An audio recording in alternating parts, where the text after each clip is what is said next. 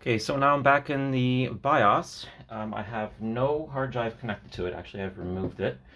And you can see that the cursor is skipping a lot. It's not fluid. And this is with the wired mouse, again, connected to the back of the case. And this is with the wireless mouse, connected also to the back of the case, and it does the same thing. It's just very, very, very jittery. And I can't explain it. It happens in this BIOS after a um, loaded optimized defaults. Oh, you can really see it skip now a lot. It's just going bonkers. And I've tried upgrading the BIOS to F24. This is currently F23, I believe.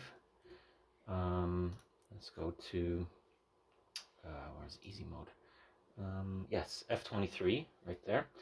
I've tried F24 and F29, and both of the BIOSes give me the exact same problem. Now, I've even disconnected the USB cable from the monitor, from its USB hub, so there's no other devices that are connected to the computer. So it's just the mouse and my keyboard and the other wired mouse. Sorry. So I've just basically got the bare essentials connected to it, and it's still doing this. Now I will take out the case.